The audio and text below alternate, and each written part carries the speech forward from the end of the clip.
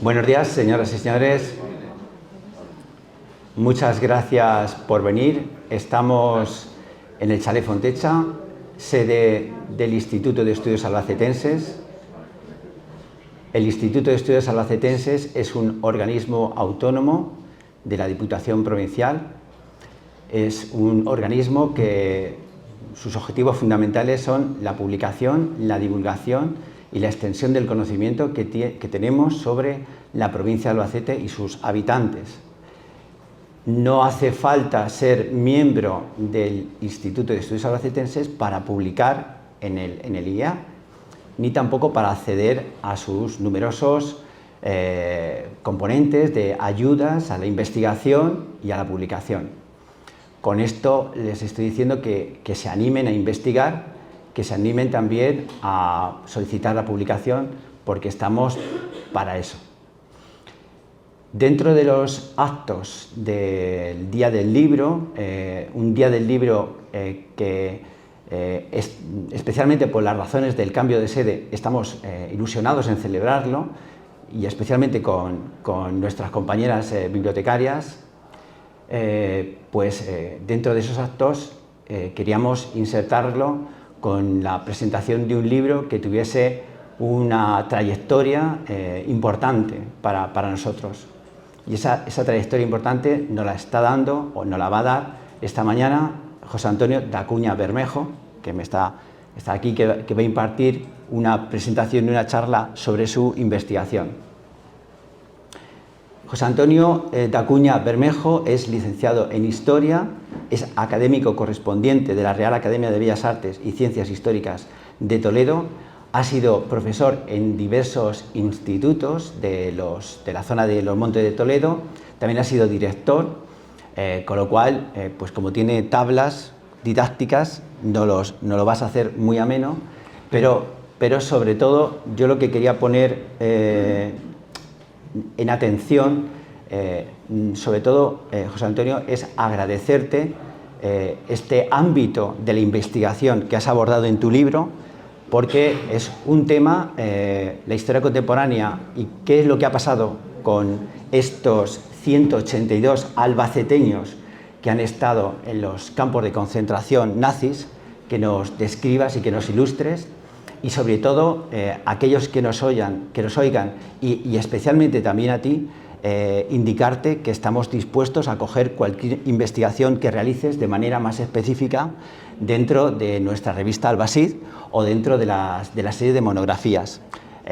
Y por ello, animarte a que si quieres abordar algún camino de investigación más detallada en alguno de estos albaceteños que han estado en los campos de exterminio nazis, pues que estamos aquí para acoger tu investigación.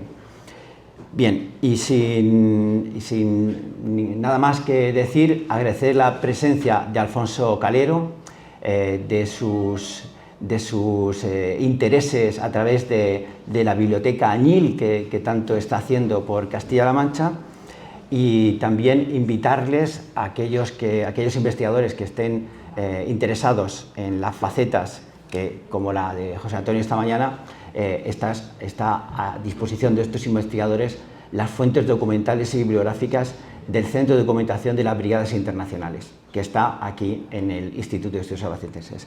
Sin más preámbulos, le doy la palabra al autor, a José Antonio. Muchas gracias por venir a Albacete. A partir de ahora ya el IEA es tu casa. Muchas gracias. Es un placer, muchas gracias a vosotros por venir. Y cuando terminé el libro y antes de salir a la publicación, en mi mente estaba que ya no volvía a escribir nada más, porque ha sido bastante difícil publicarlo. Pero con tu ofrecimiento ya se me están quitando las ganas de renunciar y volver a hacer algo, porque la verdad es que cuando las instituciones apoyan a los investigadores, en este caso históricos, pero yo siempre he dicho a mis alumnos que la investigación es lo más importante que hay. La medicina y la investigación son las dos cosas más importantes que hay en un país, y la educación. Y claro, pues toda la investigación del tipo que sea es bienvenida, y cuando una institución te abre las puertas, pues la verdad es que sientes ese agradecimiento. Así que muchas gracias. Bien, este libro empezó a fraguarse como un amigo mío que escribió un libro sobre toledanos en la División Azul y a continuación pensó hacer uno de toledanos en los campos de concentración. Por diversas circunstancias lo dejó aparcado, luego me pasó a mí el testigo, me dijo que si lo quería yo terminar o hacer, mejor dicho, y le dije que sí, y me di cuenta que lo de Toledo se quedaba muy corto, porque había más deportados de las demás provincias y algunos de ellos muy relevantes, con unas historias muy interesantes, y entonces decidí pasar al ámbito de Castilla-La Mancha. También por otra razón, porque cuando empecé a documentarme descubrí que había un libro sobre andaluces en los campos de Mauthausen, que había otro sobre aragoneses en los campos de concentración y catalanes en los campos de concentración. Y entonces yo pensé, ¿y por qué castellano-manchegos en los campos de concentración no? Pues porque nadie se había puesto a escribirlo. Así que cogí el testigo y me puse manos a la obra a hacer este libro, que como veis tiene un subtítulo que para mí es más importante que el título, porque el título hace referencia, claro, al contenido, pero el subtítulo, como veis, pone derrotados, humillados y olvidados. Derrotados porque fueron derrotados en la Guerra de España, fueron derrotados en la Segunda Guerra Mundial, también en la Segunda Guerra Mundial, cosa que es bastante desconocida. Humillados en Francia, humillados por Inglaterra, humillados por Suiza y, por supuesto, humillados por Alemania y por la España franquista también. Y olvidados porque su historia ha estado olvidada. Yo he sido profesor de historia 38 años y solo los 5 últimos años que estuve en activo pude hablar a mis alumnos de este tema porque yo lo desconocía. Si yo como profesor de historia lo desconocía, pues evidentemente el resto de la gente con muchísima más razón. ¿Y eso por qué ha ocurrido? Ha ocurrido porque se extendió un manto de ocultación y de olvido que se entiende que se hiciera durante el franquismo, porque al fin y al cabo fueron los responsables de estas deportaciones, pero lo que no se puede entender, y los deportados jamás entendieron, es que con la transición democracia, con la vuelta de la democracia, también se les olvidara. Y ha sido recientemente, a partir del año 2005, cuando ha empezado a publicarse, escribirse artículos, libros y demás. Entonces, castellano-manchegos, como decía, no existía ese libro y fue la 4ª región de España por número de deportados en los campos de concentración. Cataluña la mayor con más deportados porque por población y por cercanía a Francia fueron los que más huyeron a Francia.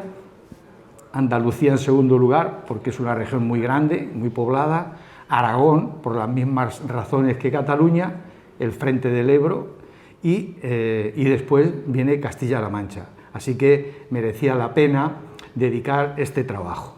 Así que voy a intentar ser breve para que, evidentemente, podría estar hablando horas sobre este tema, pero no es el caso, así que vamos a intentar ir un poquillo deprisa. El libro está estructurado en varias partes. La primera parte se titula El exilio y es el momento en el que los derrotados en la guerra, pero no solo militares, sino también civiles, mujeres, niños, ancianos, huyen a Francia del ejército franquista y de las represalias, son bombardeados en el camino hacia Francia por la aviación alemana y la aviación italiana, y cuando llegan a Francia no son bienvenidos. Los franceses les reciben, esa es una publicación de una revista francesa, y cómo veían los franceses, o parte de la sociedad francesa y de la prensa francesa, a los españoles. Los veían como delincuentes, como auténticos delincuentes. Entonces fueron encerrados en lugares en lo que debían haber sido campos de refugiados, pero el propio gobierno francés los mencionó y los hablaba en los documentos oficiales como campos de concentración. Como decía, hombres, mujeres, niños como aquí en el caso impedidos, que cruzaban la frontera adheridos de frío porque estábamos en el mes de febrero, de 1939, la tramontana sopla muy fuerte en esa época del año y el frío era tremendo en los pasos de los Pirineos, porque hubo gente que pasó por la zona de la costa, pero muchos otros pasaron por los pasos de los Pirineos. Como decía, fueron recluidos en campos de concentración que la mayoría de ellos estaban situados en el sur de Francia, cerca de la frontera con Cataluña. Concretamente, Argelès-sur-Mer es el campo más importante de ellos, pero también Saint-Cyprien, Barcarès, Collioure y otros situados más al centro de Francia, pero la mayoría de ellos, como veis, estaban situados cerca de la frontera, en el sur, y en las playas. Lo que se hizo fue aprovechar el mar para que no pudieran escapar y tender unas alambradas alrededor de la playa, y allí metieron a los refugiados. Habían separado mujeres y niños por un lado y hombres por otro lado. Los hombres fueron a parar a estos campos y las mujeres y los niños a otros lugares en el interior de Francia. Muchas familias quedaron separadas, muchísimas familias, y algunas nunca jamás volvieron a verse, porque o bien murieron, bien en Francia durante la invasión alemana, etcétera, o bien en los campos, porque se calcula, los historiadores franceses, que son los que más han trabajado este tema, calculan que hubo unos 35.000 muertos en los campos franceses, muertos como consecuencia sobre todo de enfermedades, de hambre, de las heridas que traían de la guerra, pero sobre todo por las enfermedades, porque el hacinamiento era tremendo en esos campos, campos que estaban vigilados por guardias a caballo, senegaleses, marroquíes, con ametralladoras dispuestas en zonas estratégicas para que nadie pudiera escapar. O sea, la situación era tremenda, aparte de la gendarmería, o sea, vigilados, comida no tenían, pero vigilancia toda la que quisieran. El hacinamiento era tremendo porque, por ejemplo, Argelès, que se construyó o tenía una capacidad para unas 7.000 personas, llegó a tener 70.000 presos, 70.000 refugiados, no presos, sino refugiados. Así que la situación era, como veis ahí en esa fotografía, absolutamente demencial. No había instalaciones de ningún tipo, ni enfermería, ni camas, ni barracones, ni retretes. Tenían que hacer sus necesidades en zanjas cavadas en el suelo, con lo cual el agua se contaminaba para poder beber, y eso hacía que el tifus, la difteria y otras enfermedades pues cundieran como la pólvora a través de los campos. Así que ante esa situación, los españoles, cuando Alemania invade Polonia y Francia e Inglaterra declaran la guerra a Alemania, hay un periodo de meses, lo que se llamó la Guerra Boba, en la que no hubo combates, pero ya había una declaración de guerra. Entonces, el gobierno francés decidió aprovechar la mano de obra de estos españoles y les ofreció 3 salidas. Una, que se enrolaran en las compañías de trabajadores españoles o trabajadores extranjeros, en los que hubo aproximadamente unos 55.000 españoles, que se dedicaban a trabajar en la construcción de obras públicas, carreteras, ferrocarriles, pero fundamentalmente también en la línea Maginot, en la frontera con Alemania, construyendo defensas para impedir la invasión alemana de Francia. Otros trabajaron directamente en la agricultura y en la industria francesa porque hacía falta mano de obra. Los jóvenes franceses habían sido movilizados por el ejército y habían quedado muchos puestos de trabajo vacantes. Así que aproximadamente otros 40.000 españoles van a trabajar en agricultura e industria por unos sueldos miserables, pero por lo menos los españoles terminaron por acceder y enrolarse en algunos de estos lugares para salir del hacinamiento en el que se encontraban en los campos. También se les ofreció formar parte del ejército puro y duro, en los regimientos de marcha de voluntarios, que era un cuerpo de élite del ejército francés, y en la legión extranjera. Aproximadamente unos 6.000 españoles se enrolaron en ambas movilizaciones.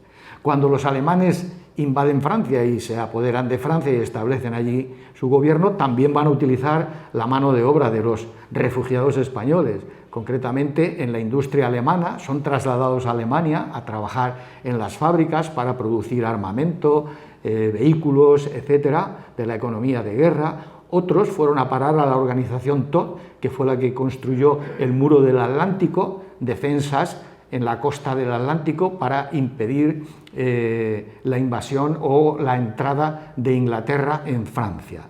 Y 10.000 aproximadamente fueron a parar a los campos de concentración, que es el tema que nos ha traído y nos ha reunido hoy aquí. Durante tiempo, como decía antes, el gobierno español trató de ocultar no solo que habían existido estos deportados, sino su responsabilidad. Franco visita al general Pétain en Francia, que es el nuevo líder del gobierno colaboracionista con los nazis. Pétain había sido embajador en Madrid, en la España franquista, el primer embajador de Francia, se conocían ya, y es indudable que en esa visita hablaran de los refugiados en general y de los refugiados que estaban en los campos o en los regimientos de marcha de voluntarios, etcétera, que habían luchado en Francia o que habían estado en Francia. De tal manera que es claro que el gobierno español estaba al tanto de lo que allí ocurría. Cuando se produce la invasión tiene lugar no por donde estaba la línea Maginot, que es esa línea que está marcada con cruces en la frontera con Alemania, sino que los alemanes invaden por Bélgica, Francia, y van a hacer dos movimientos envolventes, uno hacia Dunkerque, donde van a aislar al ejército expedicionario inglés y también franceses y españoles que estaban allí, y otro hacia Colmar, donde era el ejército francés y españoles que trabajaban en las compañías de trabajadores extranjeros. De tal manera que van a quedar copados. Fijaos que Colmar está en la frontera con Suiza. De hecho, muchos españoles, cuando el ejército francés tocó retirada y trataron de huir hacia el sur, antes de que los alemanes les alcanzaran y les envolvieran, pues muchos, entre ellos los españoles, lógicamente no se iban a quedar los españoles allí si los franceses huían, los españoles también, y van a intentar pasar a Suiza. De hecho, muchos consiguen pasar a Suiza, y aquí la humillación suiza, porque los suizos, contraviniendo el convenio de Ginebra, para más INRI firmado en Suiza, pues los devolvió otra vez a Francia.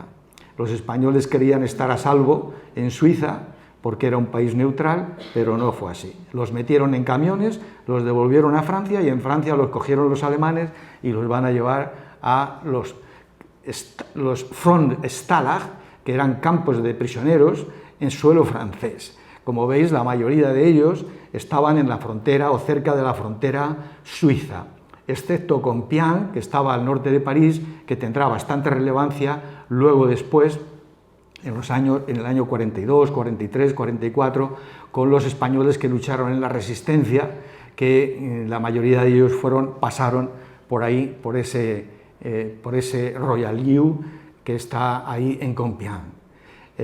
Cuando los españoles estaban en estos campos de detención, el ministro de Asuntos Exteriores, cuñado de Franco, Serrano Suñer, visita a Hitler en Berlín, se entrevista con todas las autoridades nazis y es claro que ahí también se volvió a hablar del tema de los españoles que estaban en esos campos.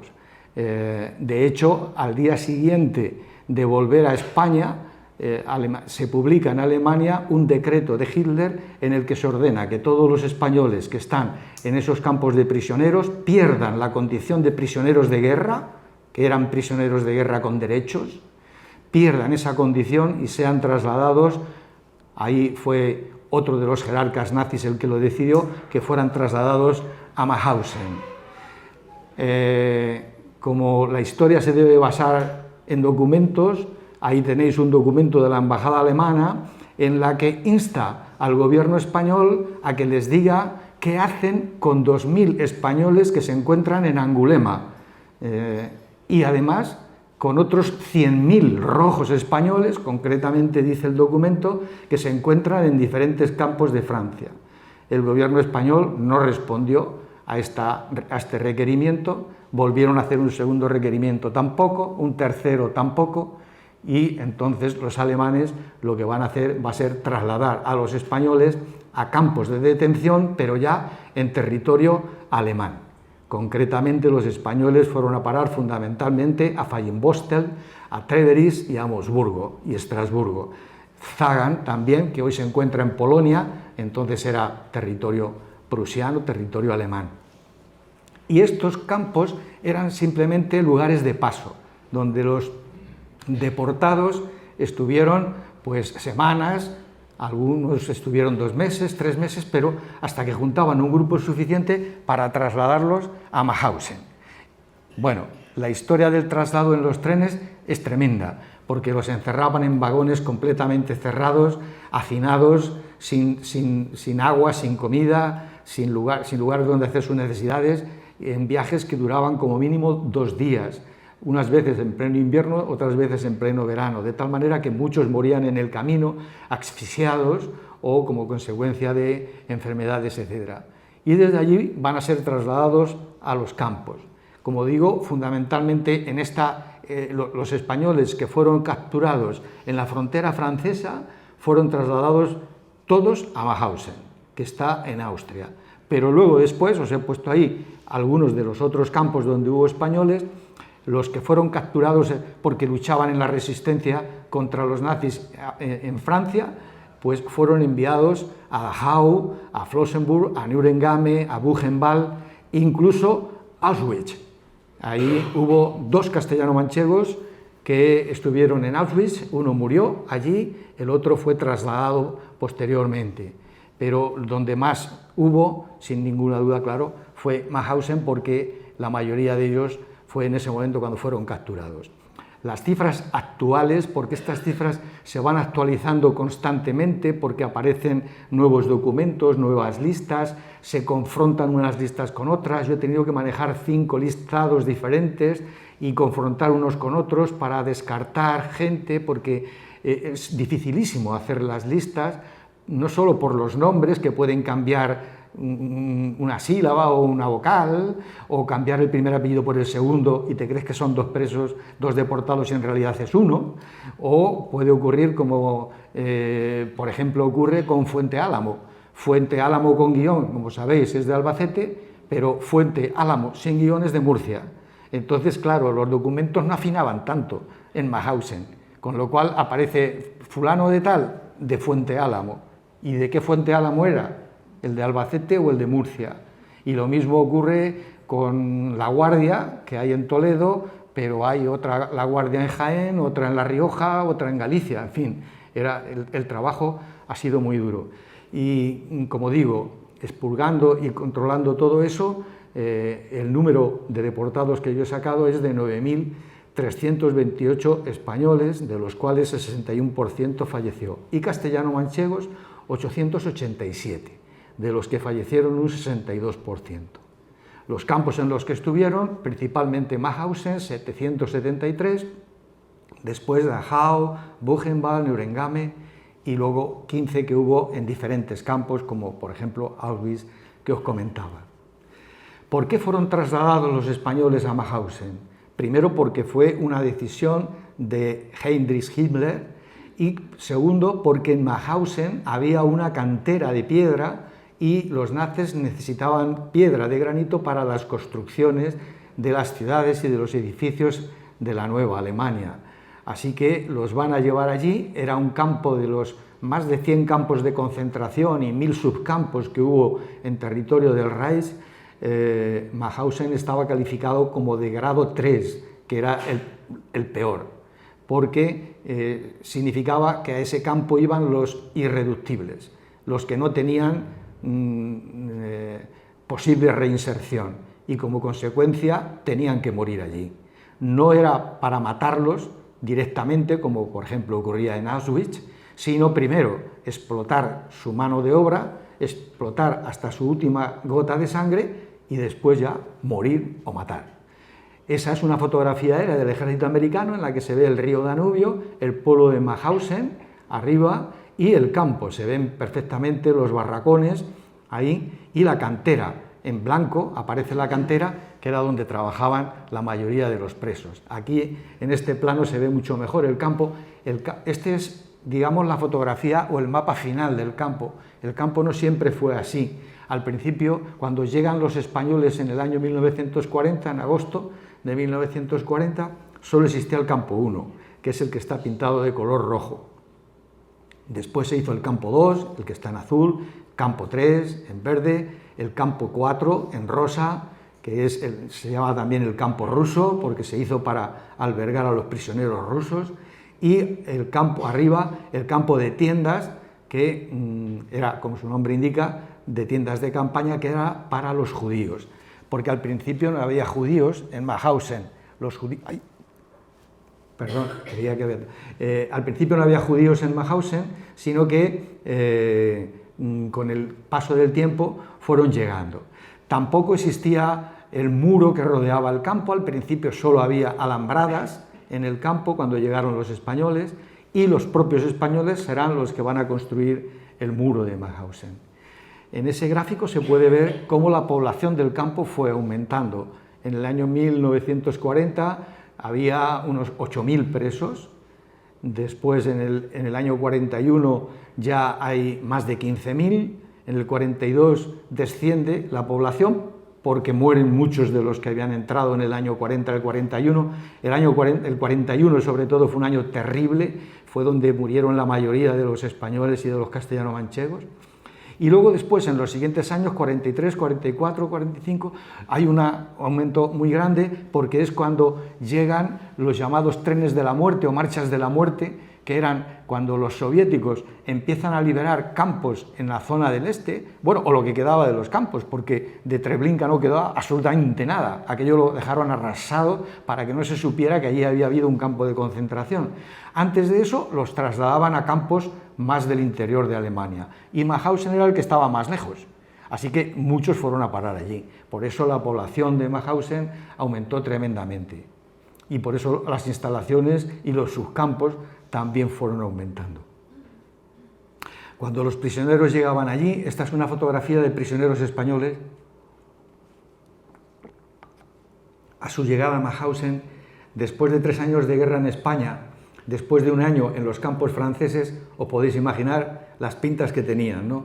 Bueno, pues todavía aquí conservaban gran parte de su masa muscular, porque 3 meses después, como ellos veían a los otros españoles que habían llegado antes, pesarían 35 o 40 kilos, con lo cual su situación evidentemente iba a empeorar.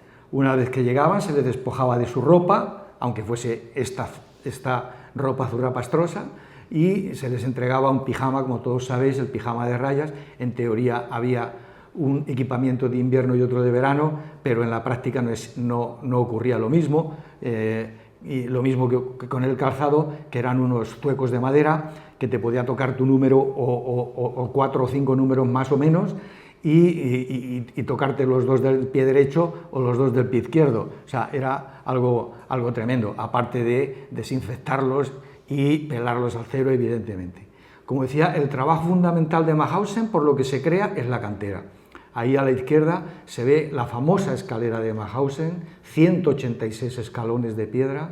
En el fondo de ese barranco, de unos 60 metros de profundidad, era donde trabajaban aproximadamente unos 1.500 deportados sacando piedra. Había diferentes trabajos, lógicamente, en la cantera. Al final del día, después de 10 horas de trabajo, tenían que subir una piedra cada uno a la espalda. Ahí se ve en una perfecta formación de 5, subiendo la escalera con una piedra de 30-35 kilos, y si alguien la cogía más pequeña, no solamente iba a recibir un castigo, sino que además tenía que subir una más grande. Los que estaban castigados por alguna razón, pues estaban todo el día subiendo y bajando piedras, de tal manera que hacían 10 o 12 viajes a lo largo del día. Los presos que trabajaban en la cantera solo subían una vez, pero después de 10 horas trabajando en la cantera, en invierno con muchísimo frío en ese barranco y en verano con muchísimo calor, ruido, polvo, etcétera, pues tenían que subir, y además en formación, y el que se caía o desfallecía era apaleado por los capos, que eran presos escogidos por los SS para vigilar a sus compañeros y que a veces eran peores que los SS. En el otro lado, en la otra fotografía, aparecen en las zanjas para hacer las cimentaciones y las construcciones que van a hacer.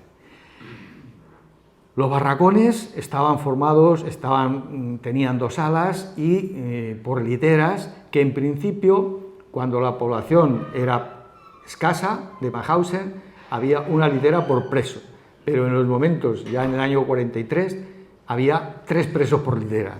Ya sabéis lo que es una litera, el ancho que tiene una litera, 60 centímetros más o menos. Pues tenían que dormir 3 presos en cada litera. Y con las ventanas abiertas de los barracones, de tal manera que si llovía entraba el agua, si nevaba entraba la nieve, por supuesto el frío.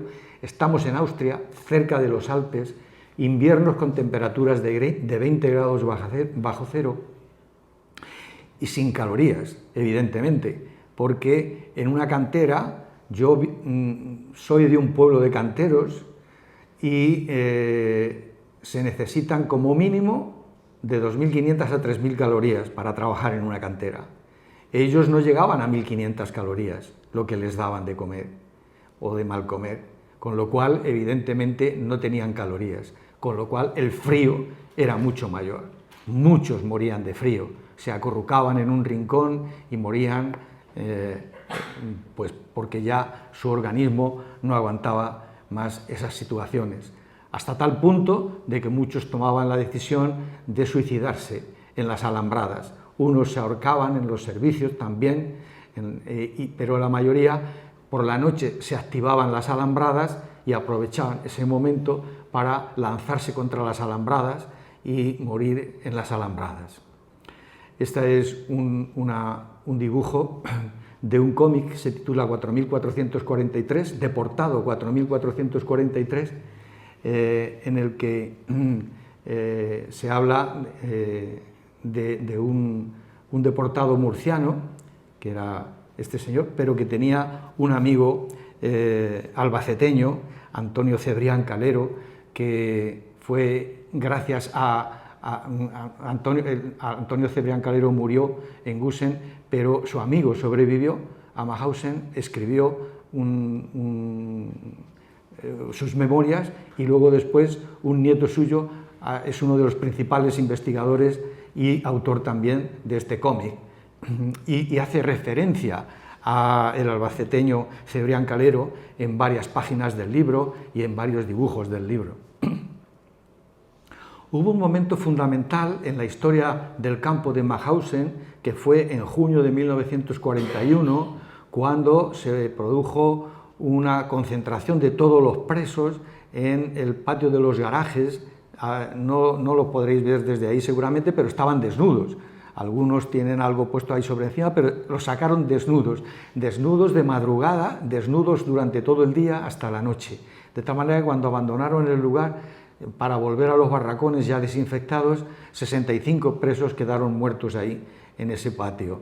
Pero importante es que por primera vez los españoles estaban juntos, porque hasta entonces estaban cada uno en sus barracones y no podían hablar entre ellos, y ahora estuvieron durante todo un día y pudieron contactar, y decidieron que tenían que organizarse si querían sobrevivir. La mortalidad fue muy alta entre los españoles, pero hubiese sido mucho más si no se hubieran organizado. De hecho, van a crear una red de solidaridad para cuidar unos de otros, de tal manera que si uno necesitaba una alimentación suplementaria, le van a dar, cada uno de los compañeros del barracón va a dejar un trocito de pan como la uña, que puede parecer insignificante, pero de 50 o de 100 son muchos, con lo cual podían sobrealimentar, o una cucharada de la sopa aguada que les daban al mediodía. Así fue como consiguieron salvar a muchos, pero también conseguían medicinas a través del extraperlo. Los españoles ya conocían eso durante la guerra. Entonces van a utilizar los cigarrillos, que era la moneda de cambio. Allí no existía otra moneda que el tabaco, y a través de llegaron a tener montones de cigarrillos escondidos para poder comprar medicinas o poder comprar favores para que los españoles fueran a hacer trabajos menos duros que el trabajo de la cantera. Ahí en ese mapa de Austria se ve dónde estaba el campo de Mauthausen y muy cerquita de Mauthausen estaba Gusen. Gusen, en principio era un subcampo, pero llegó a ser más grande que Mauthausen, mucho más grande. Y fue donde murieron la mayoría de los castellano-manchegos y de los españoles, porque a Gusen iban a parar ya los que estaban en las últimas. Y también porque allí en Gusen había 3 canteras, en Mauthausen había una, pero en Gusen había 3, con lo cual necesitaban mucha mano de obra. Lo único que queda actualmente de Gusen es esa fotografía que se ve arriba que pone actual, que es la puerta de entrada. En la parte de abajo se ve el chalet la puerta de entrada del campo, la entrada del recinto y después la entrada principal, y lo único que queda es eso, que hoy es un chalet donde vive una familia. Es lo único que queda de Gusen. Hace falta valor para vivir en un lugar donde murieron tantos miles de personas a través de los años que duró el campo. Y esa es una fotografía del campo de Gusen, que como veis era mayor que Mauthausen, tenía muchos más barracones que Mauthausen. Por esas razones que os he dicho, porque tenía 3 canteras. Bueno, los americanos certificaron o contabilizaron 36 formas de morir en Mauthausen, pero no habían contado con Gusen, porque en Gusen todavía fueron más refinados y más macabros. O sea, en Gusen todavía había más maneras de acabar con los deportados. Y una cosa curiosa es que a veces se desconoce, es que en Mauthausen ni en Gusen hubo mujeres, pero al final, en el año 45, desde Ravensbrück, que era un campo de mujeres, pues llegaron a Mauthausen cuando las trasladaron allí. Y ocurrió algo tremendamente curioso, y es que algunas españolas que llegaron en esos convoys van a encontrar a sus maridos en Mauthausen. Ni las mujeres sabían nada de sus maridos, ni sus maridos nada de sus mujeres desde hacía 4 años, y ahora se encuentran con una sorpresa agridulce, dulce porque estaban vivos ambos, pero agria porque los dos estaban en Mauthausen. El subcomandante del campo, que se llamaba Basmayer y que era un criminal, como todos los jefes nazis, tuvo una deferencia con ellos y permitió a esos 4 matrimonios españoles tener un vis a vis para poder verse. Después las mujeres fueron liberadas, la Cruz Roja trabajó para que fueran liberadas, había muchas francesas también que habían luchado en la resistencia. Estas mujeres, estas españolas que llegaron allí es porque habían luchado en la resistencia en Francia y habían ido a parar a Ravensbrück junto con otras deportadas francesas. Y ahora el gobierno francés negoció con la Cruz Roja y la Cruz Roja con el gobierno alemán y las van a liberar. Los primeros liberados, antes de producirse la liberación de los hombres, se produce la de las mujeres. Aparte de Mauthausen, las historias de Mauthausen, pues evidentemente no podemos detenernos en ellas, están recogidas en el libro, sobre las de los castellano-manchegos fundamentalmente y de españoles en general. Pero hubo también, como digo, otros campos. Este es el campo de Dachau, que fue el primer campo que los nazis construyeron en Alemania y también uno de los primeros en ser liberado. Otro de los campos fue el de Neuengamme, que está cerca de Hamburgo, en el mar Báltico, y este tiene un final, una historia macabra al final, que bueno, os la comento. Hitler dio orden de que antes de evacuar los campos había que eliminar a todos los prisioneros y quemar toda la documentación y destruir todos los barracones. Cuando llegaron las tropas en Neuengamme no se encontraron nada.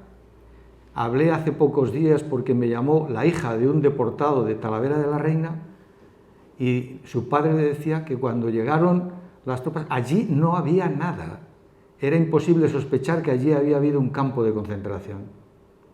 Bueno, pues el final fue trágico porque la mayoría de los comandantes de los campos no hicieron caso de las órdenes de Hitler. Unos porque tuvieron miedo, otros porque les remordió quizá la conciencia, otros porque llegaron las tropas americanas o inglesas o rusas antes de que tomaran la decisión final. Pero en el caso de Neuengamme sí la tomaron y la treta que urdieron fue la siguiente. Llevaron 3 transatlánticos, el Cap Arcona es el que aparece en la fotografía, que era un barco de lujo, como el Titanic, en el que metieron a 7.000 presos, 7.000 deportados en esos buques, que pensaban hundirlos cuando estuvieran en el mar Báltico. Pero no les dio tiempo a los alemanes a hundirlos porque la aviación inglesa, viendo que eran barcos alemanes y creyendo que iban soldados alemanes, bombardeó los barcos y los barcos empezaron a arder y se hundieron. La mayoría de los que iban allí eran españoles, muchos de ellos no sabían nadar porque eran gente que procedían de zonas rurales, la inmensa mayoría, y además el agua estaba muy fría y como era en el mes de abril en el Báltico, y entonces la mayoría perecieron. Algunos que consiguieron llegar a la costa fueron rematados por los SS. Otros tuvieron más suerte. Se encontraron con barcas de pescadores alemanes que les subieron a sus barcos y les salvaron la vida. Todos los alemanes no eran SS, ni todos los alemanes eran nazis, aunque es evidente que la mayoría apoyaron el nazismo. Lo que se encontraron las tropas liberadoras cuando llegan a los campos, este es el campo de Buchenwald, donde hubo también castellano-manchegos, pues pilas de cadáveres que no había dado tiempo a quemar o que no había dado tiempo a enterrar en fosas comunes. En el caso de la liberación de Mauthausen, los españoles volvieron a poner de manifiesto su liderazgo dentro del campo. Mauthausen es conocido internacionalmente como el campo de los españoles. Y es conocido el campo de los españoles por varias razones. Una, porque en el año 41 la mitad de los presos eran españoles. Otra, porque los españoles construyeron el campo. Excepto esta puerta que vemos ahí, construyeron todo el recinto de los muros de piedra, construyeron la cámara de gas, construyeron los crematorios, empedraron las plazas de recuento, las calles, hicieron los chalés de los SS que estaban a 2 kilómetros del campo. Es decir, que fueron los que construyeron, porque muchos trabajaron en el comando de la construcción. Cuando llegaban nuevos trenes a Mauthausen, los veteranos españoles les decían: todo menos la cantera, cualquier cosa mejor que la cantera. Entonces muchos procedían de zonas rurales, sabían construir con piedra, otros habían estado en las compañías de trabajadores en la línea Maginot y habían trabajado con el cemento y con el hormigón, y entonces eso les facilitó entrar en los comandos de la construcción. Y los comandos de la construcción eran un poco mejores, o un poco, mejor dicho, menos malos que la cantera. Así que por eso es conocido, pero también por otra razón, porque los españoles siempre fueron la punta de lanza en Mauthausen. Fueron los primeros que crearon una organización de resistencia interna, los primeros. Fueron los primeros que se ayudaron unos a otros y los demás tomaron ejemplo de eso. Y aquí al final también fueron los únicos que se les ocurrió en la puerta de Mauthausen poner una pancarta. Días antes habían robado sábanas y uno que era pintor pues hizo la pancarta que dice: los españoles antifascistas saludan a las fuerzas libertadoras. En medio hay 3 banderas, la de Estados Unidos, la de la Unión Soviética y la de Reino Unido. ¿Por qué las 3 banderas? Porque no sabían quién era el que venía. No sabían quién les iba a liberar. Los rusos estaban en Viena ya. Los rusos estaban en Viena. Patton y su 7º ejército estaban también cerca. Y los ingleses habían liberado a Howe, con lo cual pues no sabían quién. Comentaba antes que un brigadista internacional, cuando hemos estado en la sala de los brigadistas internacionales en los que Albacete tuvo tanta importancia, pues un brigadista búlgaro, con piezas que habían ido robando los presos en los talleres de electricidad, confeccionó una radio. Y a través de la radio podían oír las noticias internacionales y sabían que estaban cerca, porque claro, allí no se podía escribir, ni recibían cartas ni nada, pero con la radio estaban al tanto de lo que estaba ocurriendo. Por eso el poner las 3 banderas, porque no sabían quién era el que iba a llegar. Y coronando, en la parte de arriba, en el centro veis una bandera, la bandera republicana, en la que hay 8 presos españoles que confeccionaron esa bandera, escribieron sus nombres. Entre ellos había un castellano manchego. Bueno, también otra iniciativa en la que también participaron los castellanos manchegos y los españoles fue en tirar el águila que coronaba la puerta de entrada. Ahí es el momento en que se inmortaliza tirando con cuerdas para derribar el águila y la cruz gamada. Y los españoles, pocos, veis que todavía está la pancarta puesta detrás, la pancarta que veíamos antes. Los españoles se hicieron una foto en la puerta de Mauthausen. ¿Por qué? Porque había 2 fotógrafos españoles allí.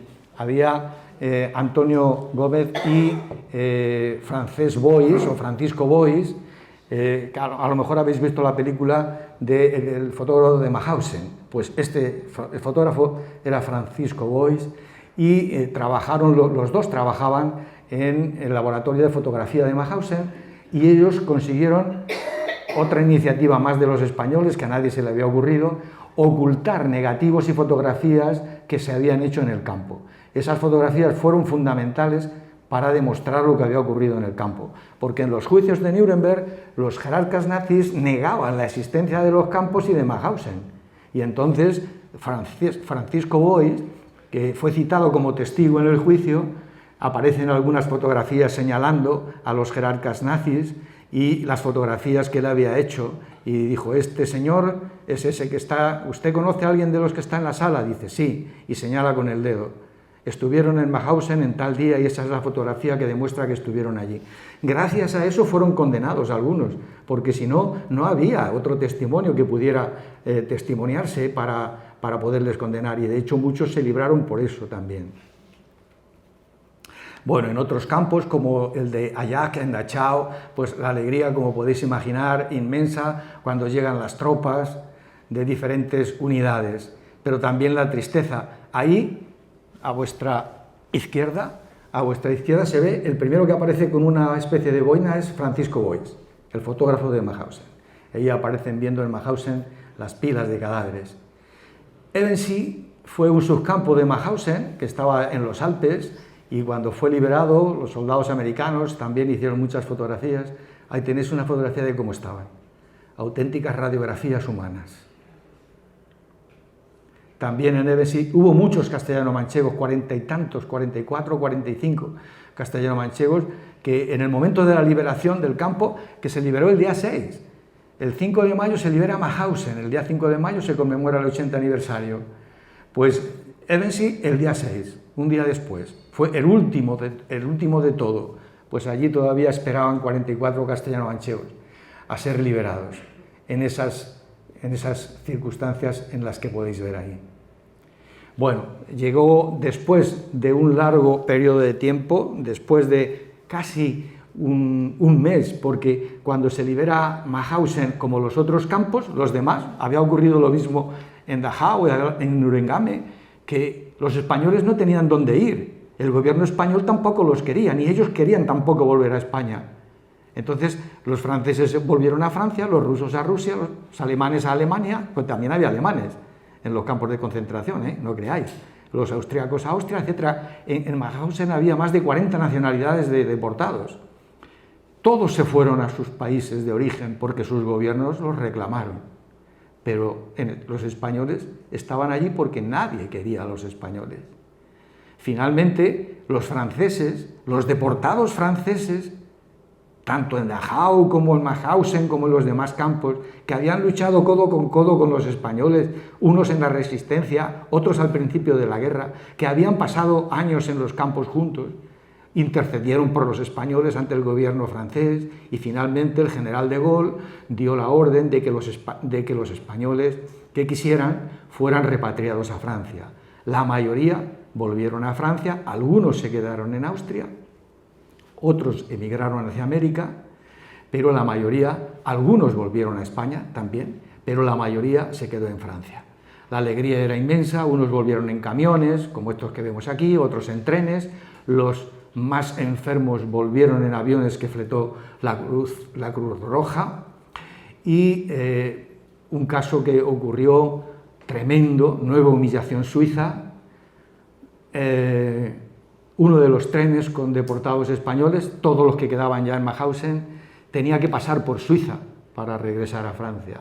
Cuando llegaron a la frontera, detuvieron el tren y no les dejaban pasar.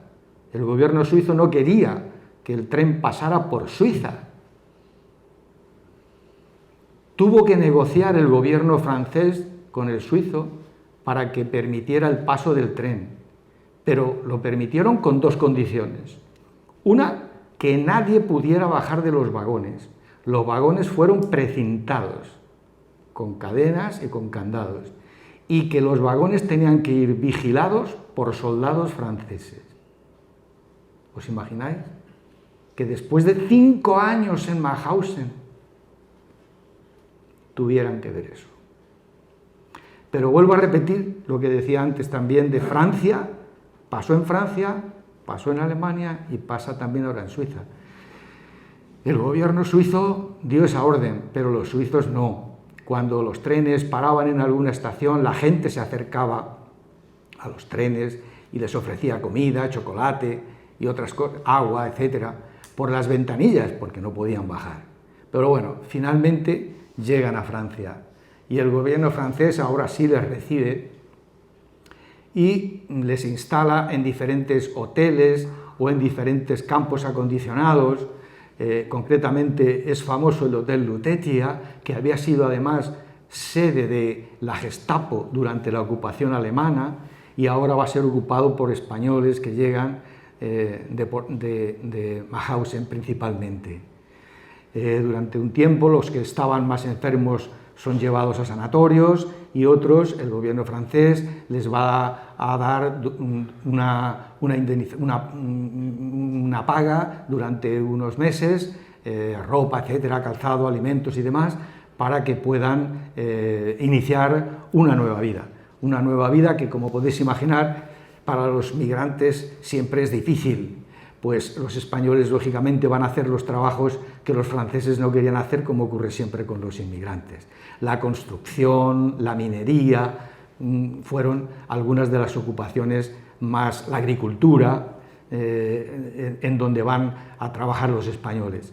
Pero hubo ayuntamientos de Francia, porque habían muerto muchos franceses en la guerra, claro está, necesitaban también mano de obra, y hubo alcaldes que se ofrecieron, pues como vemos ahora en España que ocurre también con refugiados que llegan de otros lugares, que ha habido ayuntamientos estos años que han ofrecido para acoger a esos inmigrantes, pues también ocurrió en Francia. Hubo alcaldes que se ofrecieron para acoger a inmigrantes, a refugiados, a deportados españoles. Esta fotografía concretamente es de un pueblo de Francia donde se agruparon bastantes españoles y allí van a rehacer su vida. Una vida difícil, lógicamente, muy difícil para ellos, porque tenían que vivir con el recuerdo de Mauthausen. Y eso era tremendo para ellos, ese recuerdo. Pero al estar juntos, por lo menos se podían ayudar. Como decía, el gobierno francés se va a comportar de una manera totalmente diferente a como había ocurrido en el año 1939. Y prácticamente todos los supervivientes van a recibir la Legión de Honor o condecoraciones francesas. A lo mejor habéis visto, a veces aparecen los últimos que sobrevivieron con sus medallas puestas, porque así había ocurrido. Es el gobierno francés el que les da las medallas, no el gobierno español. Bueno, eso es un mapa de Castilla-La Mancha en el que he pintado de color negro las localidades donde hubo mayor número de deportados, intentando averiguar zonas donde hubo más deportados. La zona de los Montes de Toledo y La Jara, La Mancha, de todas las provincias, el sur de Albacete, el sureste de Albacete, como veis ahí, fueron los lugares donde hubo más deportados. De Albacete capital hubo 20, aunque puede ser que alguno no lo sea, aquí habría que investigarlo, porque a veces los deportados, en lugar de decir el pueblo de donde eran, decían la provincia o la capital de la provincia. Entonces puede ser que alguno de los 20 que yo he contabilizado como de Albacete no sea de Albacete capital. Ellín, que era mucho más pequeño que Albacete, sin embargo tiene 14 deportados. Aquí también las cifras cambian. Hay un monumento en Ellín a los deportados que colocó el ayuntamiento, y algunos de los que aparecen en ese monumento no eran de Ellín, eran de Yeste o de otros pueblos, pero bueno, 14 son los que yo he contabilizado. De Caudete eran 10, de Yeste 9, de Tobarra 8. Esas son las localidades albaceteñas donde hubo mayor número de deportados.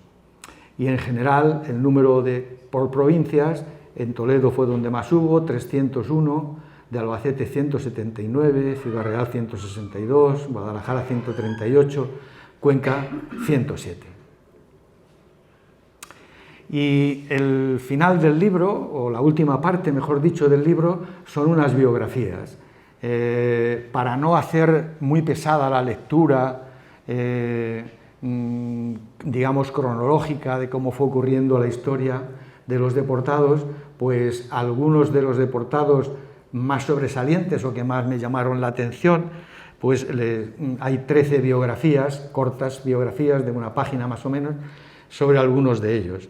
Concretamente, por ejemplo, este que aparece aquí, que se llama Eleuterio Díaz Tendero Merchán, era de Consuegra y era militar de profesión, era capitán cuando empezó la guerra, y concretamente titulo la biografía El capitán que pudo evitar la guerra civil. Y es verdad, pudo evitar la guerra civil porque unos días antes de la sublevación militar se entrevistó con Santiago Casares Quiroga, el presidente del gobierno, y le dijo lo que iba a pasar y quiénes estaban implicados, y le propuso 4 medidas que había que tomar para evitarlo, entre ellas destituir a todos los jefes que luego fueron los jefes de la sublevación militar, con lo cual con eso solo ya se hubiese descabezado la sublevación. Pero Casares Quiroga no le hizo caso, tampoco Indalecio Prieto, de quien era conocido, se habían conocido en África. De tal manera que, bueno, pues al final Díaz Tendero terminó sus días como coronel en Francia, después fue enviado en los últimos momentos, ya en el año 44, junto con otros oficiales de carrera, a el campo de Dachau, y allí moriría poco tiempo después. Otro militar de carrera también toledano, José María García Miranda, Esteban Infantes, una familia de militares. Su tío había participado en el golpe de Estado y fue además el segundo jefe, después de Muñoz Grandes, el segundo jefe de la División Azul, mientras que su sobrino, José María, se había mantenido fiel al ejército republicano y terminó en Francia, junto con Díaz Tendero y otros 7 militares. Se les llamaba los 8 de Vernet, porque estuvieron en un pueblo de Vernet confinados, y al final fueron trasladados a Dachau. El único que sobrevivió fue José María. Y hay unas cartas que escribió a su mujer que son espeluznantes, porque describe a su mujer cómo habían ido muriendo sus compañeros. Y, por ejemplo, dice, pues el coronel tal murió porque se abandonó y se dejó morir. El comandante fulano de tal, pues murió en mis brazos, agarrándome de la mano y hablándome de sus hijos. Y así uno tras otro. Una cosa de las que yo descubrí, que en ninguno de los libros que yo había leído o he manejado, o documentos o páginas web sobre la deportación, nadie había hablado de los hermanos. Y resulta que cuando yo estaba haciendo las listas, me di cuenta al ponerlas orden alfabéticamente que los apellidos eran los mismos. Entonces descubrí que hubo muchos hermanos. Concretamente yo he trabajado solo los castellano-manchegos, claro está. Hubo 26 grupos de hermanos en los campos, fundamentalmente en Mauthausen, aunque algunos, concretamente estos 2 que aparecen aquí, Francisco Bautista Muñoz, que eran de Talavera, estuvieron en Neuengamme. Eran ebanistas y por eso se libraron. Y porque llegaron al final también. Uno emigró a América y el otro murió en Talavera a finales del siglo pasado. Estuve hablando con su hija hace pocos días. Bueno, de la provincia de Albacete hubo varios hermanos. El caso más curioso fue los hermanos Coy y Luzón, que eran de Tobarra, y también hubo 2 primos, porque tienen el apellido Coy, uno como primero y otro como segundo. Es decir, eran 4 familiares. Y además de ser primos y estar juntos, lo que descubrí es que iban juntos siempre. Es que salieron de los Stalag juntos el mismo día. con números consecutivos de presos, llegan a Mauthausen, lógicamente el mismo día, y tienen números consecutivos. ¿Eso qué quiere decir? Que iban uno detrás de otro en la fila, porque no querían separarse, querían estar juntos, era lógico, eran hermanos. Entonces, lo que sea de uno, que sea de los dos, ¿no? Querían estar juntos. Pues en este caso, 2 hermanos y 2 primos. 3, cosa realmente extraordinaria, de 4, 2 hermanos y 2 primos, 3 sobrevivieron. Tuvieron suerte, ellos 3. Sin embargo, los hermanos Ochan-Dobleda, que eran de Jin, uno murió en Gusen, el otro consiguió sobrevivir. Otros 2 hermanos, de apellido Sánchez-Noguerón, que eran de Montalegre del Castillo. Este caso era tremendo cuando lo descubrí, porque murieron con 10 días de diferencia uno de otro. Los 2 murieron en Gusen en diciembre de 1941. El mes de octubre, noviembre, diciembre y enero del 41 y del 42 fue cuando más murieron en Gusen, porque ese invierno fue tremendo de frío y el frío acabó con su resistencia ya. Entonces, uno fallece el día 10 y otro fallece el día 20, es decir, a los 10 días. Da la impresión como si se hubiese dejado morir, ¿no?, al morir su hermano, cosas así, ¿no? Como también hubo casos que comento en el libro de presos que murieron el día de Navidad, el día 24 de diciembre, o el 31 de diciembre, o el 1 de enero. Son fechas siempre que se recuerdan mucho más. Otros 2 hermanos eran Martínez Vargas, que eran de Ontur, y estos hicieron un periplo tremendo, porque fueron capturados en la zona de Dunkerque, y desde allí fueron trasladados a través de barcos, trenes, a pie, camiones, etcétera, hasta Zagan, hoy en Polonia, desde allí a otro de los campos de Treveris, y de allí a Mauthausen, y de Mauthausen finalmente a Gusen, y allí en Gusen murieron los 2. 2 de Bormate, una pedanía de Fuentealbilla, Antonio Cebrián Calero, que os he comentado antes, que murió al poco tiempo de llegar a Gusen, pero que su historia está recogida en este libro de Deportado 4443, en el que se cuenta la historia de su amigo y colateralmente la de Antonio Cebrián. De hecho, su amigo se enteró que había muerto en Gusen porque los campos estaban a 4 kilómetros uno de otro y no había mucha relación entre los campos, claro. Pero como ellos eran tan amigos, cuando Antonio murió en Gusen, pues alguno de los presos que volvía en comandos de trabajo y demás, le dijo que su amigo Cebrián había muerto. Y se enteró el día que había muerto. Que él se fue a Gusen porque pensaba que no había nada peor que Mauthausen. Entonces dice, mira, yo me voy a ir a Gusen. Dicen que es un sanatorio, sí que era un sanatorio. Era peor que Mauthausen todavía. Entonces, al poco tiempo de llegar a Gusen, murió. Lo mismo que José Sáez Cutanda, que también era de la misma localidad y al que dedico también una biografía, y en el que él consiguió sobrevivir, y cuando regresó y vivía en Francia, sus hijos decían que todas las noches volvía a Mauthausen. Eso les pasó a muchos deportados, no podían quitarse de sus cabezas lo que allí había ocurrido. Había uno, al final cuando llegaron tanta gente, llegaron muchos judíos también, familias judías, y había un deportado que decía, siempre recuerdo la sonrisa de aquella niña, una niña que antes de entrar a la cámara de gas se cruzó con él y le sonrió.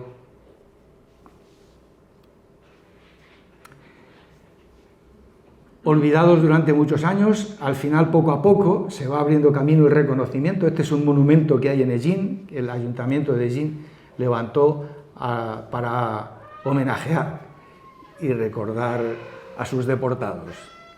También en Francia, en el cementerio de Père Lachaise, que es el cementerio más famoso de París, donde estuvieron enterrados los 2 últimos presidentes de la Segunda República, Negri y Largo Caballero, luego los restos de Álvaro Caballero fueron trasladados a España, pero los dos estaban allí junto a grandes personalidades de la historia de Francia, músicos, escritores, pintores, Delacroix, Bizet, etcétera, están enterrados allí. Pues allí los españoles, que lo pagaron ellos mismos, hubo 4 o 5 castellano-manchegos que colaboraron para la construcción de este monumento dedicado a los españoles, y fueron ellos los que lo pagaron, no fue el gobierno español, fueron ellos los que pagaron el monumento, como también fueron ellos los que pagaron el memorial de Mauthausen. Todas las nacionalidades tienen un monumento en Mauthausen, construido por sus respectivos países y gobiernos. En el caso del monumento de los españoles, fueron los propios deportados los que lo van a sufragar y lo van a construir. El gobierno austriaco les cedió el terreno y ellos construyeron y pagaron el monumento.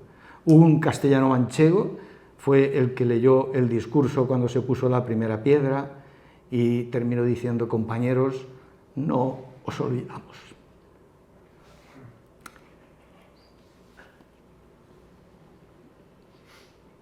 Finalmente llega el reconocimiento. En el año 2005 el presidente José Luis Rodríguez Zapatero, al lado de un deportado, como veis ahí, uno de los últimos supervivientes, visita Mauthausen. Es la primera vez que un presidente del gobierno va a visitar el campo de concentración.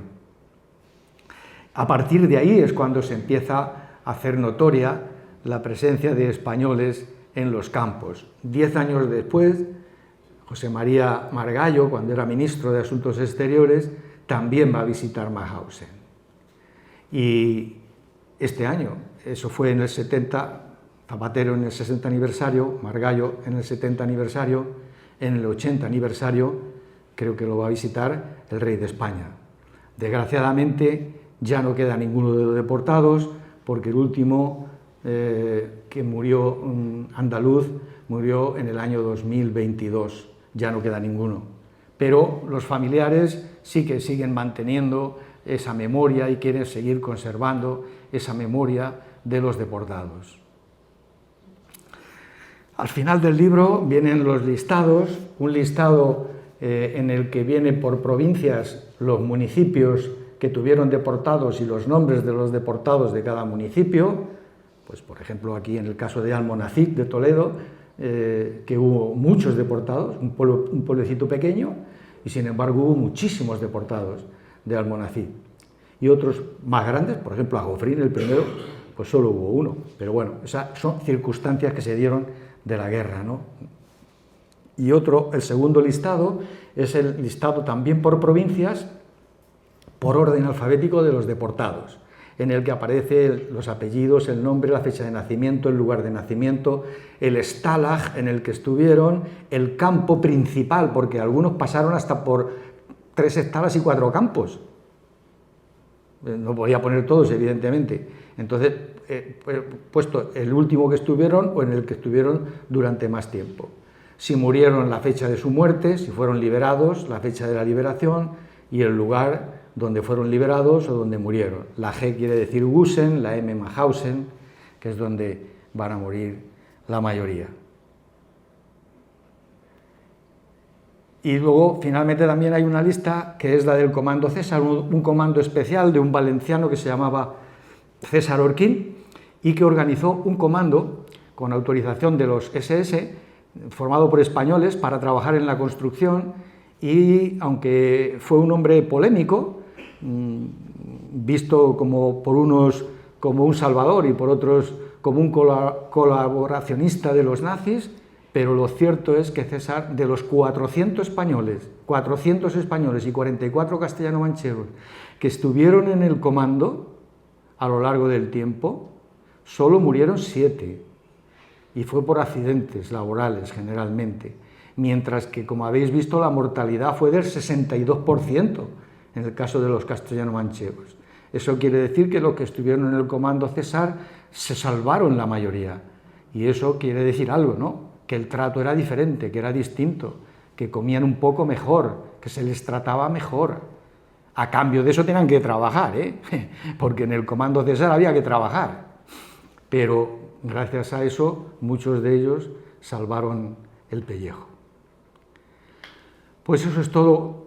Me gustaría que los que habéis estado aquí comentaréis con vuestras amistades, con vuestros familiares, que esto ocurrió, que existe, que lo rememoréis, porque si lo hacéis, estaremos honrando la memoria de esos castellano-manchegos.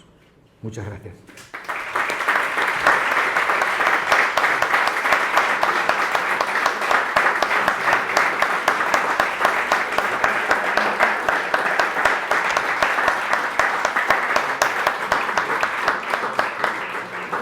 Si alguien quiere hacer alguna pregunta o algún comentario, pues...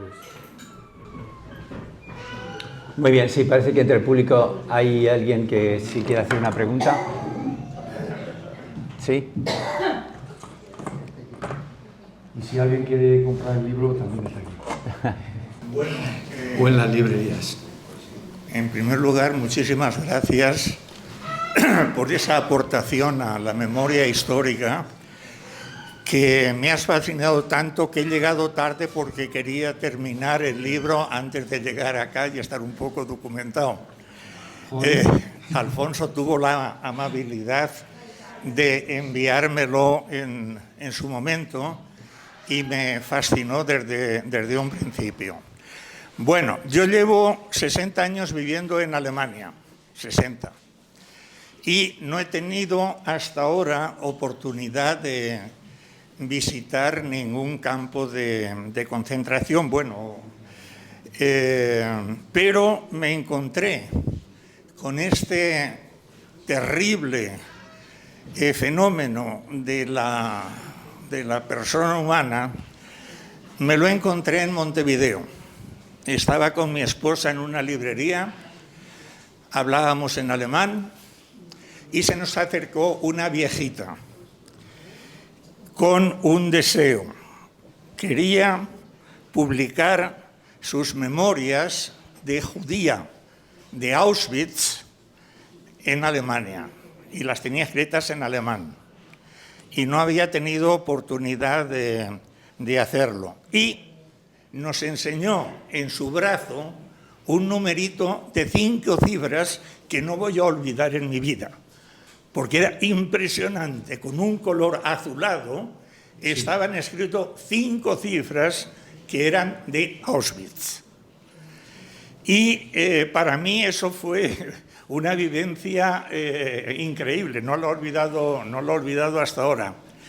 Y en ese contexto te quería preguntar si has tenido oportunidad. Los alemanes son muy ordenados, ahora y antes.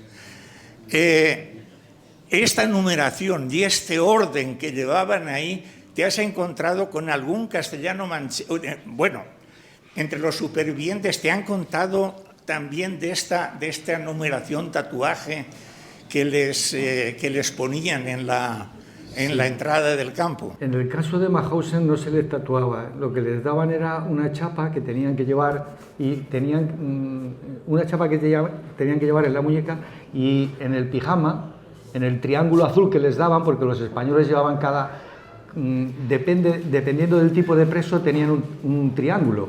Los presos políticos era el triángulo rojo, los apátridas era el triángulo azul. Entonces los españoles que fueron a Mauthausen los consideraron como apátridas y llevaban un triángulo azul. Luego los que estuvieron en Dachau no, ya llevaban el triángulo rojo, pero los de Mauthausen llevaban el triángulo azul. Entonces tenían que llevar el número en el triángulo azul, dentro del triángulo, la S de Spanier y el número de preso. Bien, y otra segunda pregunta que te quería hacer. Esta viejita judía nos contó, judía polaca, que a su vuelta al pueblo de donde había salido, los polacos católicos les tiraron piedras a estos judíos a la vuelta del campo de concentración. Y ahí la pregunta es la siguiente: les llamaban a los españoles Rotspanier, es decir, los españoles rojos, sí. Los españoles ateos, los españoles incrédulos, los belgas, los polacos y todo el resto de los cristianos, así llamados, es decir, con la mayor intolerancia que se puede uno imaginar. Es decir, estos españoles eran considerados como apóstatas, como gente pagana, en fin, todo eso por parte de los cristianos. Sí, sí, en Mauthausen ocurrió eso. Cuando llegaron los españoles, la población reclusa que había o deportados que había allí eran alemanes, austríacos y polacos. Y los polacos eran los que, la mayoría de los capos, es decir, de los que iban a vigilar y a controlar a los presos, en los barracones y en los trabajos, eran polacos. Y los polacos odiaban a los españoles, por lo que tú has dicho, porque la mayoría eran muy católicos, integristas, y entonces odiaban a los españoles porque lo que se había difundido por Europa de los españoles, lo mismo en Francia que en Polonia que en otros sitios, es que eran poco menos que demonios. De hecho, hay testimonios de deportados en los campos franceses que decían que los niños, las madres, acudían con los niños a las alambradas para ver si tenían rabo, los españoles, porque decían que eran demonios, que los españoles eran demonios.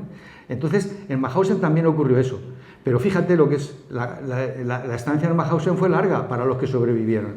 Al final se ganaron el respeto no solo de los polacos, sino de los propios SS. El comandante von Mayer, cuando se despide, cuando ya se va a liberar el campo y saben que las tropas están cerca y se van los SS, coge la moto, se viste de gala, y Juan de Diego, que era un catalán que había trabajado en las oficinas con él, fue a despedirse de Juan de Diego y le dijo: Joan, yo me marcho, nosotros nos quedamos, le dijo ya. ¿Qué opinas de esto? Para ustedes la noche, para nosotros la luz. Y dijo: que tengas suerte, español. Es decir, que los españoles, gracias a su trabajo y a su solidaridad, dieron un ejemplo a todos. Si has leído el libro, has visto que hay testimonios de otros deportados de diferentes países que admiraban a los españoles. Y los llegaron a admirar incluso los SS y a respetarlos. Porque al principio eran carne de cañón. Carne de cañón. Los alemanes y los polacos los odiaban. Muy bien. Pues, ¿alguna palabra más? José Antonio, muchas gracias por traernos el libro, por traernos la investigación. Te repito que cualquier avance sobre albaceteños, estamos en el IA a tu disposición. Voy a tomar muy en serio lo que nos has dicho para que difundamos las ideas del libro, especialmente de cara a las nuevas generaciones. Claro. Que echamos de menos que podían haber estado aquí acompañándonos. Así que, pues, muchas gracias de nuevo. Yo estoy dando charlas por los institutos. Claro, Albacete me pilla muy lejos para venir a los institutos, pero en los institutos de Toledo he pasado por varios y me quedan todavía, tengo citas en varios de ellos, no solamente este año, sino el que viene y mientras puede y mientras me llamen. Porque el libro está escrito para todo el mundo, pero tú que lo has leído te habrás dado cuenta que está muy didáctico y muy enfocado a los jóvenes. Porque, de hecho, en un museo que hay en Argelés, la directora del Museo de Argelés dijo en una entrevista que los niños, que los escolares alemanes, franceses e ingleses que visitan el Memorial de Argelés, que lo que hubo allí fueron españoles, saben más de los españoles y de lo que ocurrió allí que los españoles. Y eso no lo podemos perdonar, eso hay que cambiarlo. Y por eso voy a los institutos.